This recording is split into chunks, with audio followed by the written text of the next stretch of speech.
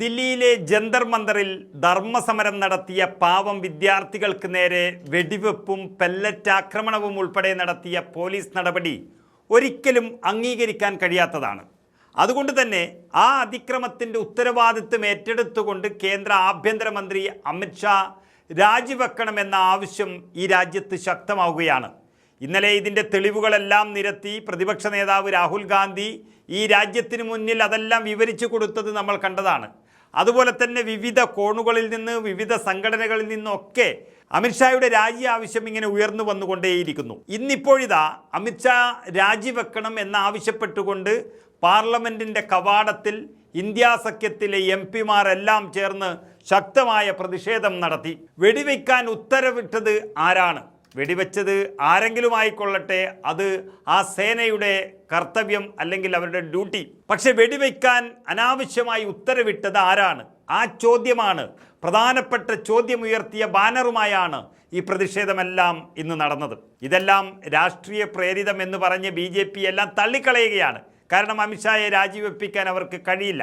പക്ഷേ അതിനിടയിലാണ് ഇപ്പോൾ സുപ്രധാനമായ ഒരു സുപ്രീം കോടതി വിധി വന്നിരിക്കുന്നത്. അതായത് CRPF ആണ് പെല്ലറ്റ് ഗൺ ഉപയോഗിച്ചത് എന്നുള്ളത് കൊണ്ട് അത്ര പെട്ടെന്ന് അവർക്കെതിരെ ഒന്നും ചെയ്യാൻ കഴിയില്ല. കാരണം അവർക്കതിനുള്ള അധികാരമുണ്ട്. അത്തരത്തിലുള്ള പ്രശ്നബാധിത പ്രദേശങ്ങളിൽ മാത്രമാണ് CRPFനെ പോലെയുള്ള സൈന്യത്തെ വിടാറുള്ളത്. അപ്പോൾ അത് പ്രയോഗിച്ചു എന്ന് വരും. പക്ഷേ ആ പ്രയോഗിക്കേണ്ട ഘട്ടത്തിലേക്ക് എത്തിച്ചതാരാണ് എന്നുള്ള രഹസ്യമാണ് ഇപ്പോൾ പുറത്തു വരുന്നത്. അതായത് അസാധാരണ സാഹചര്യങ്ങളിൽ സേനകൾക്ക് ചില നടപടികൾ സ്വീകരിക്കേണ്ടി വരുമെന്നും ഇതിലൊന്നാണ് പെല്ലറ്റ് ഗൺ ഉപയോഗമെന്നും നിരീക്ഷിച്ചുകൊണ്ടാണ് പരിക്കേറ്റ വിദ്യാർത്ഥികൾ നൽകിയ ഹർജിയിൽ സുപ്രീം കോടതി ഇടപെട്ടിരിക്കുന്നത്. പക്ഷേ അതിൽ കേന്ദ്രമന്ത്രി അമിത്ഷാ ഇടപെട്ടിട്ടുണ്ടെങ്കിൽ അത് വലിയ തെറ്റാണ്. അത് നേരിട്ട് പറഞ്ഞ് വിഷയമാക്കിയില്ലെങ്കിലും കോടതി വിദ്യാർത്ഥികളുടെ കാര്യത്തിൽ വ്യക്തമായി ഇടപെട്ടു.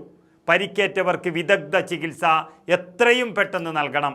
അതുപോലെ തന്നെ ഒപ്പം പെല്ലറ്റ് ഗൺ ഉപയോഗത്തിന് വളരെ പെട്ടെന്ന് തന്നെ മാർഗനിർദ്ദേശം തയ്യാറാക്കേണ്ടതുണ്ട് എന്നും ചീഫ് ജസ്റ്റിസ് അധ്യക്ഷനായ ബെഞ്ച് വ്യക്തമാക്കി. അതായത് കേന്ദ്ര സർക്കാർ ഇനിയും സമരങ്ങളെ നേരിടേണ്ടി വരുമെന്ന് ഉറപ്പായ സാഹചര്യത്തിൽ ഇത്തരത്തിലുള്ള ക്രൂരമായ അടിച്ചമർത്തൽ പാടില്ല, അതിനിയും ഉണ്ടാകാൻ സാധ്യതയുണ്ട് എന്നുറപ്പുള്ളത് കൊണ്ട് തന്നെയാണ് ഈ ആവശ്യം സുപ്രീം കോടതി വ്യക്തമാക്കിയിരിക്കുന്നത്.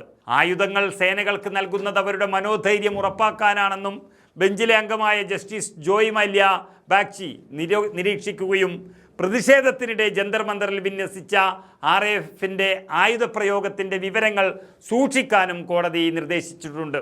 അതിനിടയിൽ പെല്ലറ്റ് ഗൺ പ്രയോഗത്തിൽ പരിക്കേറ്റ് ആശുപത്രിയിൽ പ്രവേശിപ്പിച്ച ഒരാളുടെ ശരീരത്തിൽ നിന്ന് ലോഹഭാഗങ്ങൾ കണ്ടെത്തി എന്നുള്ളതും വളരെ ഗുരുതരമായ സംഭവം തന്നെയാണ്. ശസ്ത്രക്രിയക്കിടെയാണ് കണ്ടെത്തിയത് എന്ന് ലേഡി ഹാൻഡ്ലിംഗ് മെഡിക്കൽ കോളേജ് തയ്യാറാക്കിയ മെഡിക്കോ ലീഗൽ കേസ് റിപ്പോർട്ടിലാണ് ഈ പരാമർശം വന്നിരിക്കുന്നത്. അതായത് അസാധാരണ സാഹചര്യത്തിൽ പെല്ലറ്റ് ഉപയോഗിക്കാൻ നിയമം അനുവദിക്കുന്നുണ്ടല്ലോ എന്ന് കോടതി വാദത്തിനിടെ ചോദിച്ചുവെങ്കിലും വിദ്യാർത്ഥികൾ അക്രമാസക്തരായിരുന്നില്ല എന്നും അങ്ങനെ ഒരു അസാധാരണ സാഹചര്യം അവിടെ ഉണ്ടായിരുന്നില്ല എന്നും ഹർജിക്കാർ പറഞ്ഞതോടെ അത് കോടതിക്ക് ബോധ്യമായിട്ടുണ്ട്. മാത്രമല്ല ദേഹത്തുനിന്ന് ലോഹ പെല്ലറ്റുകളാണ് കണ്ടെടുത്തതെന്നും ഹർജിക്കാർ അറിയിച്ചതോടെ ഇത് സർക്കാർ സൂചി കൊണ്ടെടുക്കേണ്ടതിനെ തൂമ്പ കൊണ്ട് എടുക്കാൻ പോയതാണെന്ന കാര്യം കോടതിക്കും പിടികിട്ടി. സാഹചര്യം വഷളാക്കാതെ പ്രശ്നം തീർക്കാൻ മനസ്സ് കാണിച്ചതാണോ അല്ല അമിത്ഷായെ രക്ഷിക്കാനുള്ള ശ്രമമാണോ എന്നൊന്നും അറിയില്ല. ഏതായാലും ഇനി അങ്ങോട്ട് ഈ പെല്ലറ്റ് ഗൺ പ്രയോഗം ഉണ്ടാകാൻ പാടില്ല എന്നുള്ള വ്യക്തമായ നിർദ്ദേശം വന്നത് തന്നെ ഈ കാര്യമൊന്നും ശരിയല്ല എന്നുള്ളത് കൊണ്ട് തന്നെയാണ്. ചുരുക്കി പറഞ്ഞാൽ തെറ്റ് മനസ്സിലാക്കാനുള്ള മര്യാദയുണ്ടെങ്കിൽ കേന്ദ്ര ആഭ്യന്തരമന്ത്രി അമിത്ഷായ്ക്ക് സ്ഥാനം രാജിവെക്കാം. അതില്ലാത്തവരെ ജനങ്ങൾ പഠിപ്പിച്ചു വിടും. അതാണ് ഇന്ത്യയുടെ ചരിത്രം.